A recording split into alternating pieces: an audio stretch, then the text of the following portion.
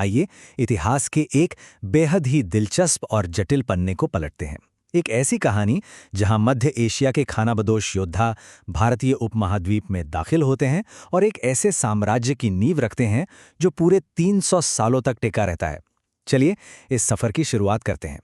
इस पूरी कहानी के केंद्र में एक बहुत बड़ा सवाल है, आखिर कैसे मध्य एशिया के सैन्य गुलामों के एक वंश ने, जिन्हें कभी खूब खरीदा और बेचा जाता था, भारतीय उपमहाद्वीप में एक ऐसा विशाल साम्राज्य खड़ा कर दिया जिसने 300 सालों तक राज किया। ये चरम विरोधाभासों से भरी एक ऐसी यात्रा है जो वाकई हैरान कर देने वाली है।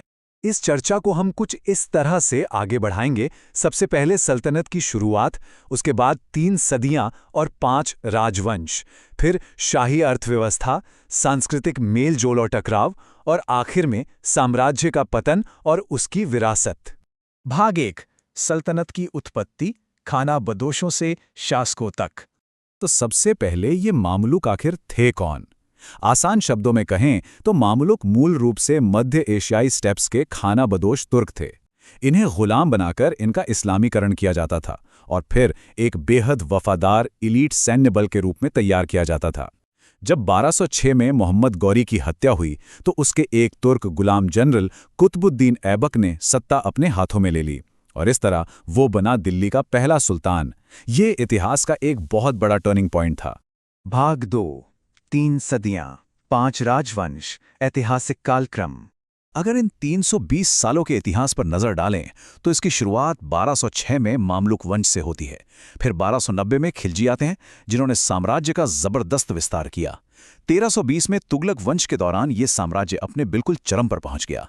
इसके बाद 1414 में सैयद वंश आता है जहां से पतन शुरू होता है और आखिर में 1451 में लोधी वंश सत्ता में आकर इसे किसी तरह फिर से खड़ा करने की कोशिश करता है। 32 लाख वर्ग किलोमीटर, जरा इस आंकड़े पर गौर कीजिए। 1312 में तुगलक वंश के शासनकाल में दिल्ली सल्तनत अपने सबसे बड़े भौगोलिक आकार पर थी। ये साम्राज्य लगभग पूरे भारतीय उपमहाद्वीप में फैल चुका था, अपने आप में एक अविश्वसनीय उपलब्धि। भाग 3, शाही अर्थव्यवस्था, युद्ध, धन और नियंत्रण। अब इतने बड़े साम्राज्य को चलाना कोई बच्चों का खेल तो था नहीं। एक बहुत ही प्रासंगिक सवाल उठता है, सुल्तानों ने इतनी विशाल सेना का खर्च कैसे उठाया और चगताई खानत के मंगोलों को कैसे पीछे धकेला? मंगोलों ने तो पूरे एशिया को तबाह कर रखा था। फिर इस उपमहाद्वीप को बचाने के लिए इतने संसाधन आए कहां से? इस सवाल का जवाब अलाउद्दीन खिलजी की इन बेहद सख्त आर्थिक नीतियों में छिपा है। कृषि करों को सीधा बढ़ाकर 50% कर दिया गया। जियाउद्दीन बर्नी जैसे इतिहासकारों के मुताबिक खिलजी ने टोपी से लेकर मोजे तक और कंघी से लेकर सुई तक बाजार की हर छोटी बड़ी चीज के दाम सख्ती से तय कर दिए थे। अनाज के भंडारों का राष्ट्रीयकरण कर दिया गया और मुनाफाखोरी रोकने के लिए बाजारों में जासूसों का जाल बिछा दिया गया। ये नीतियां बहुत ही क्रूर थीं, इसमें कोई शक नहीं, लेकिन इन्होंने राजकोष को पूरी तरह से भर दिया।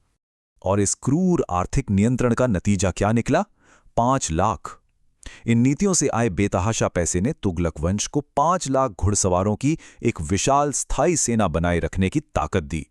इसी सेना के दम पर साम्राज्य का विस्तार भी हुआ और बाहरी हमलों से बचाव भी। पर यह एक बेहद दिलचस्प बात सामने आती है। इतने भारी टैक्स और भयंकर युद्धों के बावजूद अगर व्यापक अर्थशास्त्र को देखें तो तस्वीर कुछ और ही है।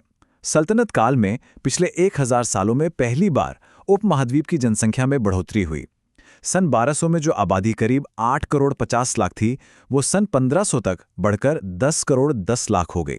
भाग 4, संश्लेषण और विध्वंस, सांस्कृतिक टकराव। यहां हमें इस साम्राज्य के 2 एकदम विपरीत चेहरे देखने को मिलते हैं। एक तरफ तो भयानक नरसंहार हुए, भारी टैक्स लगाए गए और हिंदू तथा जैन मंदिरों को बड़े पैमाने पर तोड़ा गया। लेकिन ठीक उसी वक्त दूसरी तरफ एक बहुत गहरा सांस्कृतिक मेलजोल भी पनप रहा था।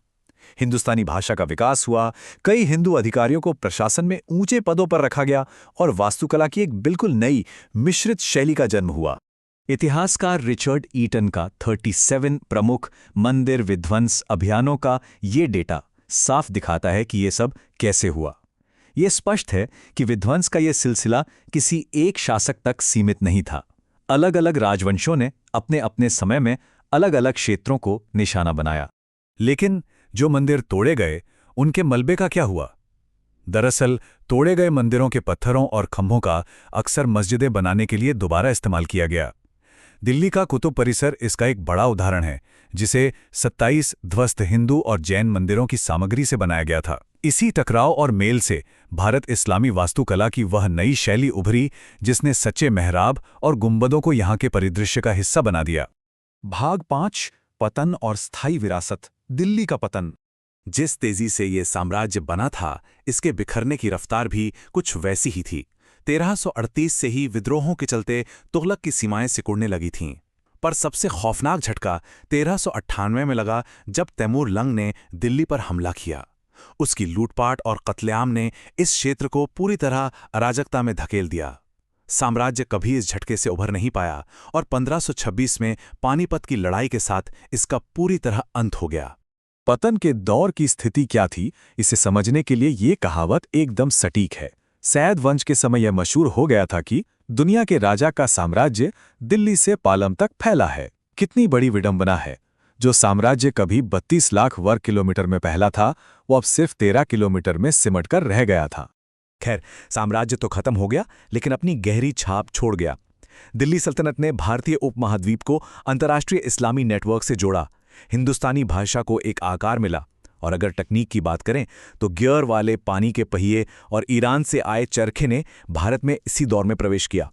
साथ ही भारत इस्लामी वास्तुकला ने यहाँ की जमीन को हमेशा के लिए बदल कर रख दिया।